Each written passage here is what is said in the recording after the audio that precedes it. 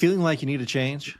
Try a 2,400-mile bike ride today on the ManSpace.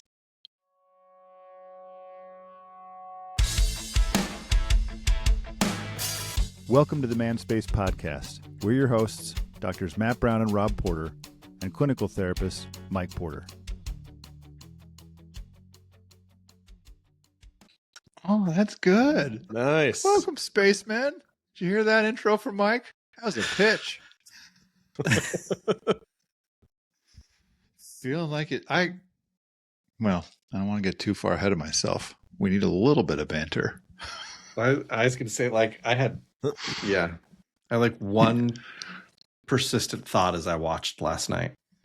So I'll say this then before, because I do want to comment on Mike's thing, Matt. What we were talking about earlier with his correct portioning of soda. Oh yeah, give us the recipe. Well, It's just 250 milliliters of each. That's all. basically, you got to say what you're it saying. is. It's 50-50, right? 50%. Yeah, it's a 50-50 mix. Zero. So because I buy It's the Diet Dew and Code Red. Well, it's Zero. Mountain Dew Zero and Code Red. Okay. And it's because they don't sell a Diet Code Red or a Code Red Zero. Yeah. Do you know what they And I do don't sell? I hate drinking calories. Huh. And this way I feel like I'm at least drinking less calories. It's not so like the sweet, it just kills me. It's so sweet. So Do you know it what? helps cut it. Do you know what they started selling again as of yesterday? 2 days What? ago? Cherry Diet Coke. And it is delicious. Cherry Diet Coke Cherry instead Diet, of Cherry huh? Coke Zero. Cherry Yeah, I was going Diet- to say there's Cherry been Diet Cherry Coke. Zero for a while, but They just put it back. They used to have it, and then they got rid of it, and they brought it back. I did decide, since no one ever drank the Coke Zero, I finally replaced it with Diet Coke, even though I'll never drink it. But I'm like, and well, people all right, drink that whatever. more. Well, we haven't gotten I to will. it yet because no one will take the last Coke Zero. So when Jane, because Jane does my cleaning and my fridge stocking, Mm-hmm. and so she'll put the newer stuff to the back and the older stuff she'll push it to the front so that it is kind of rotating slowly Mm-hmm. through. So I don't have two bottles that are a year old at the back of the fridge because I never empty them. And so there's one bottle of Coke Zero left that no one will take. And I'm just okay. You're gonna have to take one for the team. You know what my favorite part though about you, Mike, measuring your stuff was today. It's almost like you did it for our benefit. You held the thing up. It was this exact science of you pouring very carefully. I was like, you Looking have a into the table light. you could put that on. I do, but Then I get if you're 251 not eye level milliliters, with it's it, all off. if you're not eye level with it, it changes the amount. Precise. He's got McDonald's precision with this stuff, dude. I know. Go to Mike for the good stuff. Okay. Guess what? Just one last little tidbit of good news. QT in Dickinson, Texas Wait, how opens far- on Thursday, the 19th. I finally got a date. Yeah, My it's still too anniversary. far from my house to really want to go. I was going to but say, where's Dickinson? it's from my house. It's about 20 minutes, but from here, when you come, I'm not driving you all the way down there. Even though it would be really cool, it would waste a lot of time. We'd only get one game of darts. So, And that cannot be. Well, wait, are you going down next week, Rob? Yes.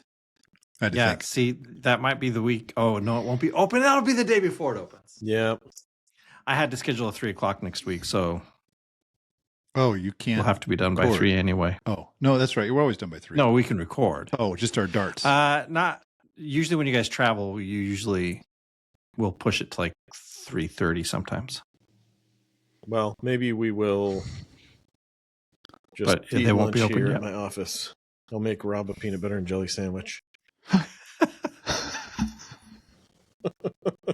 What a treat. Hey, good news, Rob. You know how you switched to using your Wi-Fi or your data? Yeah. It's Am I not any better. Oh, what am I at? I can't see it. I don't know. It's I don't know weird. what you're at. You're just super grainy and Man. I mean, like your image is not keeping up at all. is my audio? Your audio seems fine, but nothing else does. Okay. You guys are both at 99%, if you're wondering. Well, yeah, because we Yeah. have good internet, Rob. Fine. What I'll do now in the future is I'll just get a stand for my laptop so I can stand up. Circulation, boys. Circulation. I can introduce this one. Okay. You should, because it was Yeah, your I was show. gonna say this. 'Cause it Yeah, did- it was your idea. I wasn't anticipating what it ended up being, I guess, when I watched it, but this is a documentary called Tracing the Divide that we're going to talk about today. But I had that moment. I think one of my vignettes that I posted on my solo episodes, Uh-huh. I was talking about when you kind of have this situation where you're at home and, you know, maybe your wife or kids have other things going on. So you've got this window of time where it's like, hey, I could just hang out and watch something, right? And, but then you have this panic, like, well, crap. You're just like scrolling through a bunch of things. It's like, time's running out. Like, Dude, So- that happens to me all the time. yeah. So I just picked it because that's kind of one of my, man, if I could do a trip with another dude or dudes, it would be something like that. Just a super long cycling trip. And so anyway, it's about that. But what came to me afterwards was I've had at least a handful of guys tell me that their wives get upset in some way when they go to do something that they find kind of exciting or exhilarating or challenging or whatever. Yeah. It's kind of like, well, what? And granted, maybe a lot of those guys aren't connecting with their wives, and then they're running and doing this thing, and their wives are seeing like, well, you seem to be more excited about that than you are about our relationship. But when I've talked to them, I'm like, okay, when you go and do that thing, how does it impact how you come back and connect with your wife? And like, oh yeah, I'm like way more excited to come back and talk to her about it, and you know, I feel more like myself. And I'm always like, does she know that? It's like, no, because I'm always asking like, hey, is it okay if I go do this thing? It's not like, I was asking hey, for when I go do permission. this, I feel way more like myself, and I tap into parts of me that I think you're probably wanting to see more of in our relationship. And trust me, if I go do this, you'll see it. Like, you'll feel more of me in our relationship after something like this. So that's kind of, spoiler alert, what came out of this documentary. But Well, you guys watched it yeah. last night? I watched Yeah. it last night. Okay. I mean, just so everybody knows, right? This, maybe you said this and I missed it, but it's called Tracing the Divide. It's a documentary on Amazon Prime about two besties riding the Great Divide Trail on mountain bikes, one with huge freaking tires. I was like, wow, man, that guy's on a big Yeah. old hog. It is, one guy even states from the beginning, as you pointed out, Matt, he says like, I want to see, they say stuff like this makes you like, it really pushes you. And I want to see what this is going to do to me. He says like, I hope it makes me a better father to my kids. I don't know how it's going to do that, but I hope it does that. Yeah. But Mike, I think I cut you off. I just wanted to put that in there so people can go watch it if they want. No, you didn't cut me off. I wanted to. I got stuff I can say. Ha ha. No, like some of the stuff Matt was talking about, like that was one of the things that was so interesting to me was even his wife at the end commented on the fact that I'm seeing things in him that I wanted to see, that I hoped I would see again. And she goes, but I didn't necessarily expect to see them again. And so when you said, Matt, you know, like a lot of times we'll do these things that are really good for us and that put us in a place that our wives would actually be like, oh, that's great. I love seeing that side of him again. Yeah. And that's what came out of it, at least for one of the guys. The other guy was pretty guarded, and his wife did say something, but it was maybe that was less his intent with the trip, and maybe the other guy was more, I guess, wanting to. I don't even know who drove the documentary, but yeah, maybe that was his. So I read more. I read more about that. Yeah. So they're both named Chris. Yeah. It's and one of Schmidt and wife is like named Chrissy. Hebert. Yeah, I was like, wow, that's crazy. Mm-hmm. So yeah, Chris Schmidt is the one who heard about it. He started it. He's the one that's a little more reserved. Mm-hmm. Yeah. He's the one who heard about it, and he reached out to Chris Hebert and was like, "Hey, come do this." And so it was kind of, and then initially the guy who was the director was actually just another cyclist that Schmitty knew. At some point, someone referred to him as Schmitty, and I was like, "Well, why would I call him anything else?" Times. Yeah, like I'm just calling that guy Schmitty now. But the photographer was just another cyclist that Schmitty knew. And so he was like, "Hey, we're going to do this. Would you be interested in kind of documenting it for us?" And it was, we had no intention of turning it into like a feature film or anything like that. And he goes, we thought we'd make the offer and could be some good footage for us to share with our spouses and stuff like that, and family and friends. And then it, ultimately ended up becoming what it was. And both Chris's put money into it to see it get made. They were both listed as executive producers. So I did think it was interesting watching it because at one point I even turned to Becky and said, "That's why Matt likes this."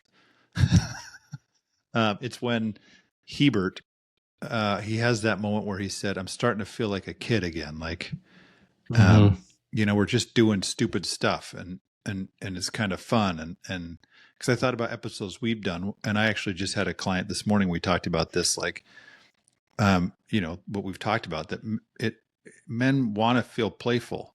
Like, it was kind of interesting. I looked at it almost like this, like if I took this and made this me and Mike on a trip, that I thought Hebert, I was like, man, that guy looks like he's having a hard time, and he looks a little like, I think he's a little depressed, and Schmidt wasn't.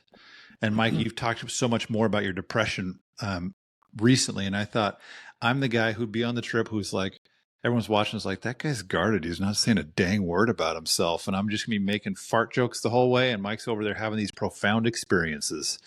And what was interesting is I did think, I don't know that Schmidt didn't have profound experience, but he even kind of said, like, I don't know how to say it. Like, he didn't say it quite that way. But he talked about that. Which that is sometimes my struggle, is like, I don't know how to describe some of what this is. And I don't know how easy it is for me to just say, hey, I'm struggling. Like, it was funny because right as they started talking about it, he started talking about having fun and doing things he did as a kid again. And I immediately went back to something Matt said forever ago when we were doing it.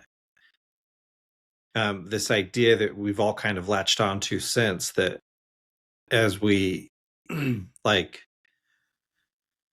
for us, the benefit of tapping into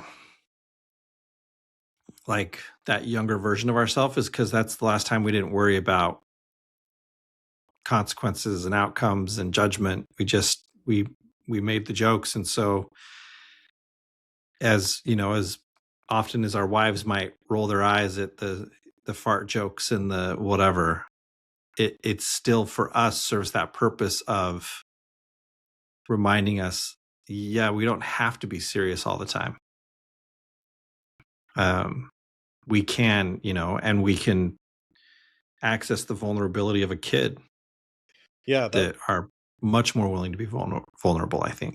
Yeah, I think it was Chris Hebert that at one point said, I think as he was starting to maybe open up more to, he was like missing his family at this point and stuff, but he said, it's just really nice to be able to just be, I can't remember the way he described it, but basically be myself in this way with a guy, and I just know he gets it. So I think if you think about the conditions that need to be there for you to be yourself, like anybody would say something like that. I just need to be able to express who I am without having to think about, is this person going to understand? Are they going to judge it? Are they going to, all these things, right? So I think that oftentimes is what comes from these experiences with close friends. And it does take enough of a kind of getting away from things to get there. And I think that's the hard part. You have to be, 2-3 days into something at least to shed the nervous system level awareness and hypervigilance to responsibility and judgment and requests and things like that. And then you can kind of tap into something that doesn't really get to come out very often in your relationships. And then you don't have to worry about how it's going to be received. It's like, yeah, it's another guy. He's going to get it, right? And if I can I think that's the trips like this are pretty unrealistic for a lot of people, right? So I don't think that a practical tip is go on like a 30-day journey with your best friend from, elementary school. But if you take this as an example of what can happen when you spend enough time freely being yourself, it's easier to bring that back and hold on to it when you bring it into your relationship with your family or work. And I think we just need multiple reminders of that, because I don't know about you guys, but I started using this, now I'm like semi regretting it, but also it's been helpful. This in addition to like heart rate stuff on your Apple Watch, there's this app that tracks heart rate variability. And subjectively, I'm like, yeah, I feel really calm most of the time now. I can catch my stress pretty easily now. I find myself joking a lot more. But I'm like getting all these really low readings. It's like, hey, you seem stressed. And I'm like, what are you talking about, watch? I'm fine. But it's interesting when I'm highly engaged, like some of my best stress ratings are in session. And some of my lowest ones are when subjectively I feel calm, but I'm like doing mindless stuff, like scrolling or, just kind of being in a monotonous way, I guess.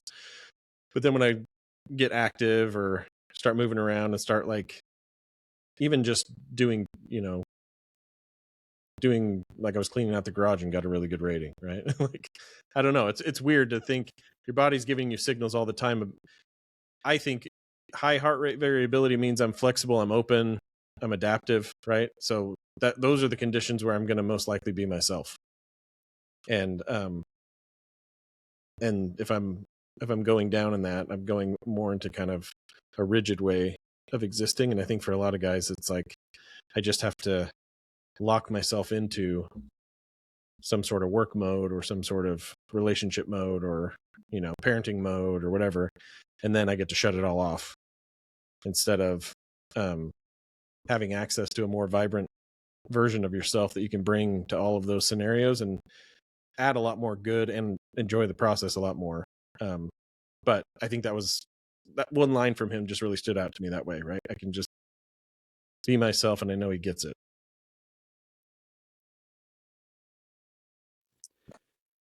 So here's my question, I guess. I mean, like I said, I had two questions that I kind of, one of them that was just kind of poking at my brain, like as I watched the whole thing, because for me, it was a weirdly, like I found myself being very reflective, which I didn't necessarily anticipate. I don't know what I anticipated when I started watching it, but I found myself being very reflective. But the one question that I had that just came up for me as you were talking, Matt, was you talked about like the ability of these, right? Like these guys had known each other since they were like, I think they said in kindergarten. Yeah. Mhm. So at that point, like for like 40 years, these two guys had known each other and been best friends. And you talked about that ability to like, right, to go and do this thing with a friend. And I guess my thought was like, do you think they could have accomplished, like, do you think they could have accomplished the same depth of meaning and significance without someone with that kind of history? Like, would this trip work for me and Rob, but not for me and you? I think. Oh yeah, go ahead. Go ahead, Chappie. Well, they won't know this. It'll sound fine to the listeners.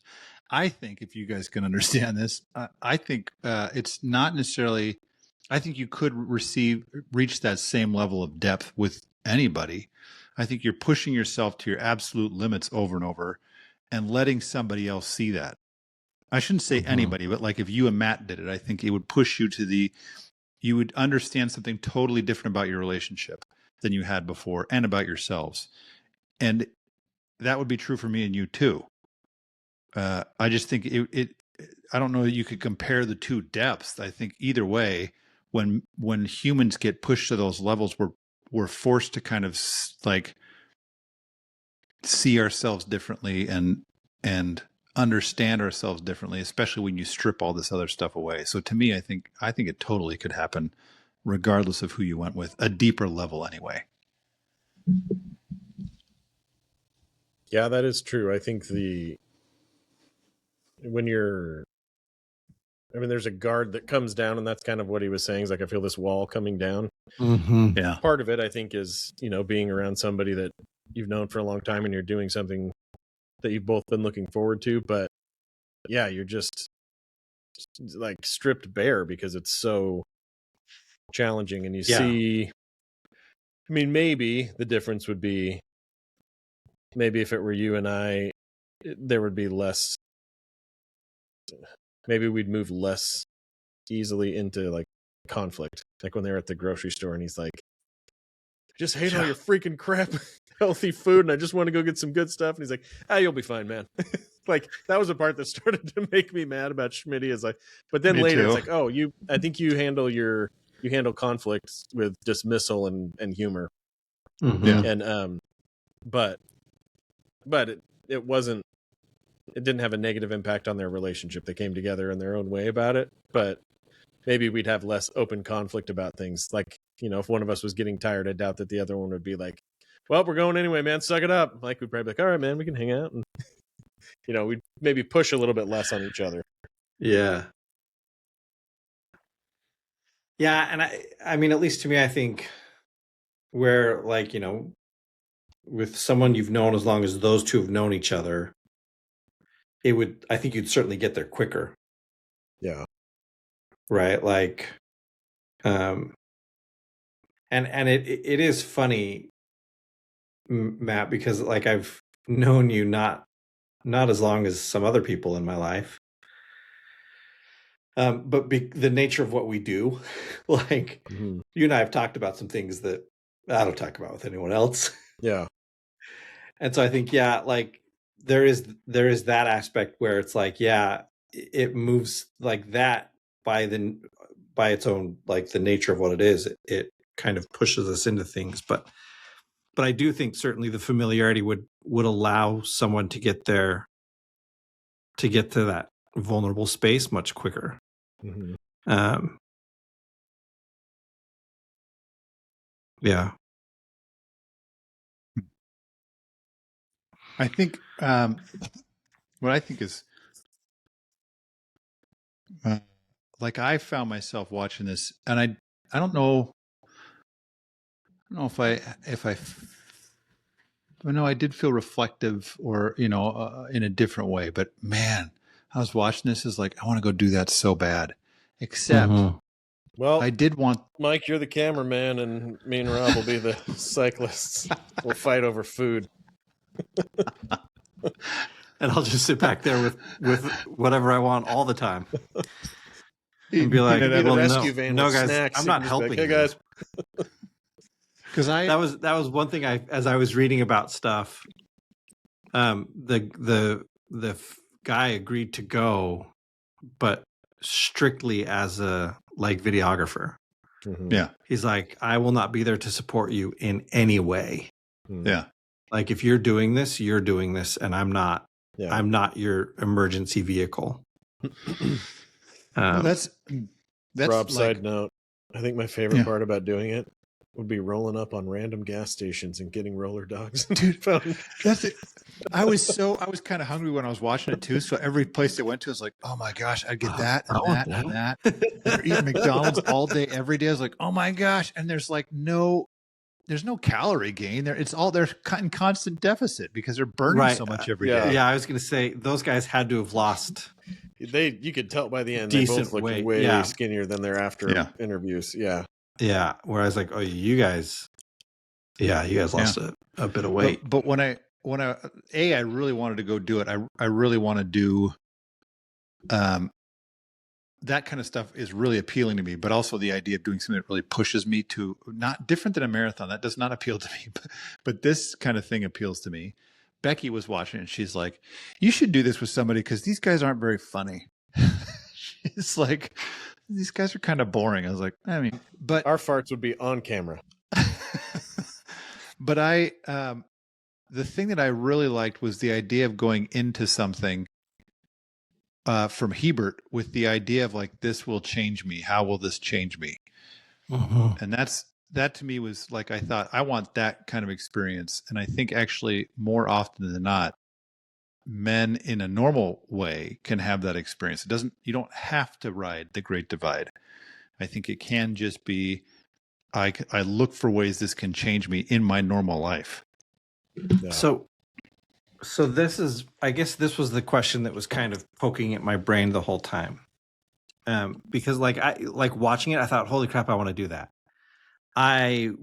From where I am right now, I'm like, I'm a minimum of a year away from being able to do something like that. But more realistically, I'm probably like 2 years away from being able to do something like that. Like I'm not even close to any kind of shape to ride 100 and something miles a day up like an 11% grade. Are you freaking kidding me? That was brutal. Like, yeah, I was like, good suck no.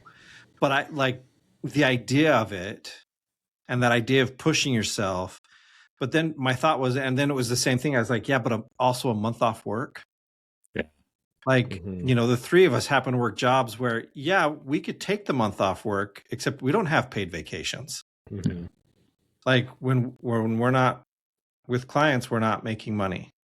Yeah. Like we don't have a company saying, it's okay. Take 4 weeks off a year. It's cool.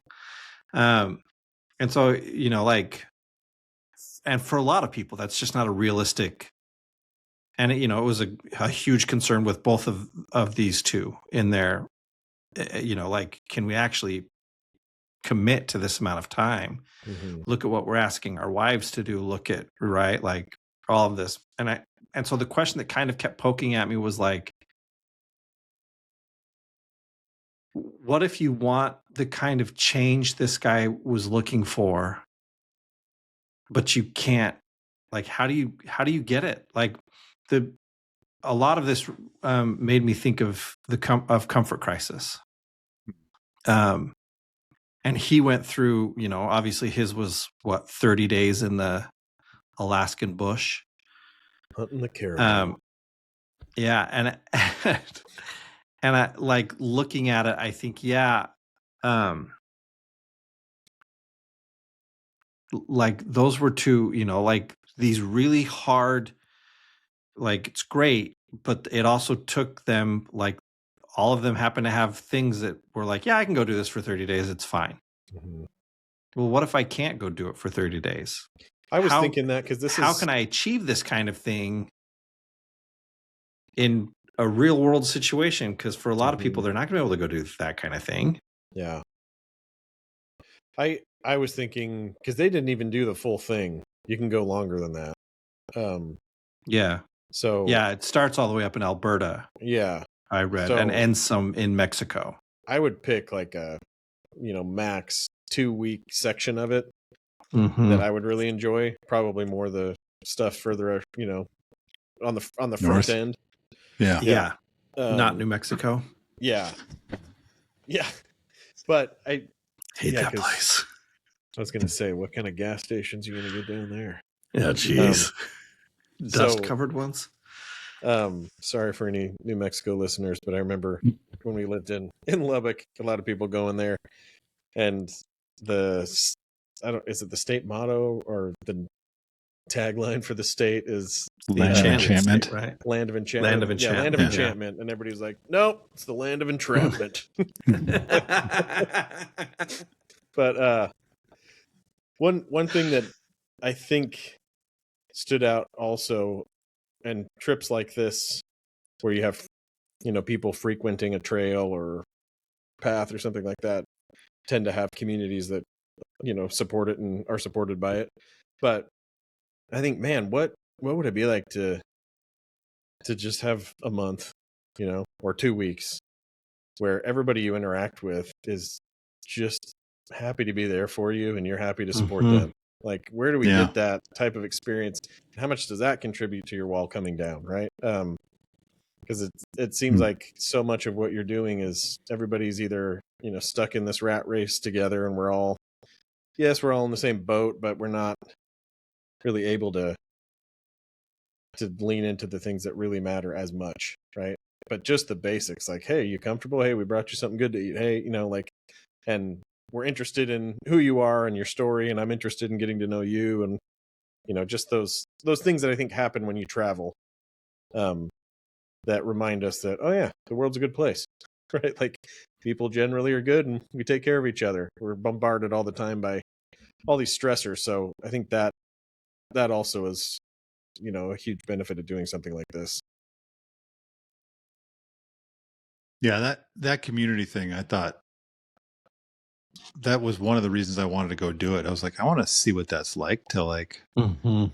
have people who are just kind of, and I even thought, if I loved something enough, would I be willing to be like, and my house happened to be along the trail or something, like, would I be willing to say, hey, come, I will be the guy who takes care of you because I believe in what you're doing. Mhm. I think that's pretty amazing. It's like, I know what you're going through. I know what you're trying to do, and I believe in you. So I built this shed in the back where you can go and have a shower in my outhouse, Mm-hmm. I think I like that idea of community, which is one of the things that, back when we originally started the ManSpace, we had this vision that Matt talked about, like a warehouse, where men could A support other literal men. man space. Yeah. Where we could come and actually not just have therapy groups, but learn to shoot pool or learn to smoke some meat or, learn to work on your car. Talked about doing it in whoever Brandon, comes Texas. for the smoking meat thing, and you walk in, we'll be like, sorry, buddy, you're going to be here for 20 hours.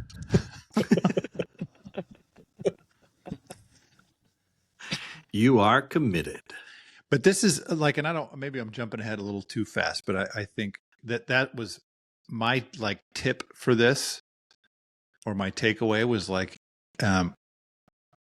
to kind of think through, and maybe I'll talk too long on this, but this idea of how do you find that kind of meaning that can change you if you're not doing something that's pushing you to your absolute limit? But then I thought about, just stay with me if you guys are understanding, because I can see slight smirks on your face. But then I thought about, I don't know what it is about the cutting out, but it's like all the words that don't matter make it through, and then the points that you're trying to make just drop. I had a client yesterday where I was like, I literally missed all the important stuff, and then you chime back in on all the stupid stuff. But so my tip though in this was I think, for some of the service that I do in our church, I had decided when I got this recent, we call them callings, but when I got this recent calling, I was like, okay, I'm going to pray specifically. Help this change me. Let this thing be something that pushes me to make me a better version of myself. And so I recognize I'm going to lose some parts of myself in this, and I need to gain some other parts. But I don't know that it matters always that we have some extreme thing as much as it matters that we give meaning to the thing we're doing. Like if it's not an extreme 2,400 mile ride, could it still be, I gave this meaning, so it is my Everest, for lack of a better word. I made this something that would shape me into something else. So my tip is to look for, in your daily life, look for something to say, hey, this is a challenge for me. How do I let this change me into something more? Because most of us aren't going to take a month to ride the Great Divide. We're not, and I'll tip your tip. Yeah. I'll build off of that because it's similar to what I was thinking. Whatever, I guess the internal part of what you're saying maybe is what I'm trying to articulate. Know your wall and know what it's like to step beyond it. I guess that can sound kind of vague, but if you think of who you are as a whole, there are parts of you that come out in certain contexts and retreat in other contexts. But I think that usually wherever you bump up against a fear, or you start to overthink something, or you start to filter something, or think more about the impact it's going to have outside of you, that's probably a wall. And behind that wall is a really important desire that you have or potential that you have. I told you guys a while back. I don't know what happened to change this, by the way, what I'm about to say, but I used to have this very frequent recurring dream where all of a sudden I realized we moved to a new house, and we would go in, and I would see the house and generally be like, oh, this is an upgrade, right? But also identify some things that needed work, and would start to think what I was going to do with remodeling different areas of it. And then I'd kind of go off on my own and discover this totally unknown, like massive wing, basement, or part of the property that instantly I felt like, oh my gosh, like I hit a gold mine, right? There's all this extra stuff I didn't even know was here. But then it was really like terrifying in a way. There was some danger all the time. Either it was super dark, or it was halfway falling apart, or was in some stage of construction. And I know generally, dreams, like houses, are symbolic of you. So I've read a bunch of different interpretations of it, but essentially we all have this kind of untapped wing of our house, and we generally live pretty small, and I think it's comfortable. And I'm not saying like you live small, meaning you could be making, way more money. You could be, and maybe that's your thing, but I think it's more like more of me could be everywhere, right? I could be more myself everywhere. And I'm going to feel way more peace and way more connection if I do that. So finding your wall and just starting to pay attention to what brings that wall down a little bit, and what helps me step beyond it. Maybe it's some activity like this documentary, something similar. Maybe it's you just in the moment trying to push beyond it and risk a little bit more, saying the thing you really think, or laughing at something that you might not, or whatever it is, right? Like just bring more of who you are to the moments in your life. And then I'm going to make that a little poster for Rob's bathroom at his office. So deep and thoughtful. Abraham Lincoln. Yeah, dude, there's what was that? It's like a super common quote that you see at like at home stores and things like that. And then down below it says Abraham Lincoln. I'm like, he did not say that.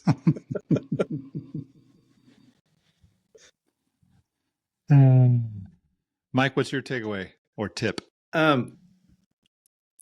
So mine goes back to something Schmitty said. Because at one point, as he was expressing, right, both of them kind of were talking about, I want this to be a change. And Schmitty basically said, he's like, yeah, I mean, if I went through the whole thing and there was no change, he goes, yeah, I would consider that a failure. And it feels like Hebert might have said something similar-ish. And my thought was, yeah, you're focusing on something that you don't entirely have control over and saying, well, this very specific outcome, that's my goal. And if I don't get that specific outcome, then it's a failure. And to me, it's shifting to simply say, look, I don't know what it's going to be. I hope this is the outcome I get. I don't know what it's going to be, but I'm excited to find out. My wife and most of my kids do not understand. Like, I will read the last page of just about any book that I pick up. Like, as you start it, you want to know how it ends? Yeah. Or? Okay. Oh, yeah. Totally. And they're like, wait a minute. They're like, you read the last page? And I'm like, yeah. And they're like, but you've ruined the whole book. I'm like, no, I haven't. Like, I may have lessened some of the tension or whatever, but I haven't ruined the book because I get to watch this person develop over the course of 300 pages. So I didn't ruin anything. I'm still getting to see the development. I'm still getting to see how they started at this point and to see this person that I already know who they ended up being because I read the last page. Okay. And like, I still got to watch them develop and grow. And I think if we shift the focus more to the process, more to, hey, I don't exactly know how this is going to turn out. I know what I'd like to have happen, but I'm just kind of excited to find out. Like, let's go experience it and see what it is. And I do think that the more you are, the more you're open to whatever, like, I think you have the possibility of learning really cool things about yourselves and about the people around you if you're just open to it. But the other thing goes back to something I think it was you that said, Rob. If you go looking for change, if you go into experience thinking, I want to change in this way, you're going to be looking for the opportunities that will allow that to happen. And so it comes back to that idea of, if you want evidence that something's happening, look for it.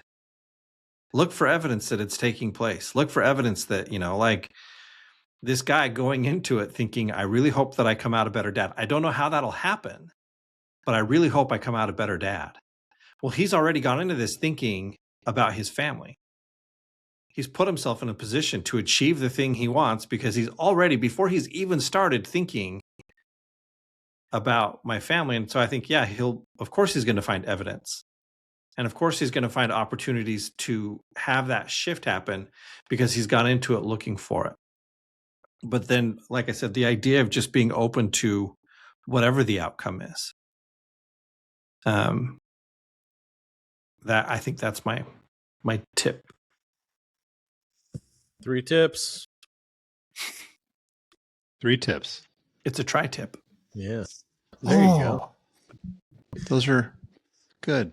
Okay, so that needs to be our new statement before we go into this portion of the podcast. Here's your tri-tip. Here's your tri-tip. That's good. All right, I'll take it. There's your tri-tip. So then come back next time and catch us on the ManSpace. Mike, a little choppy. I don't know if you actually ironically made a copy, but it was I was going to say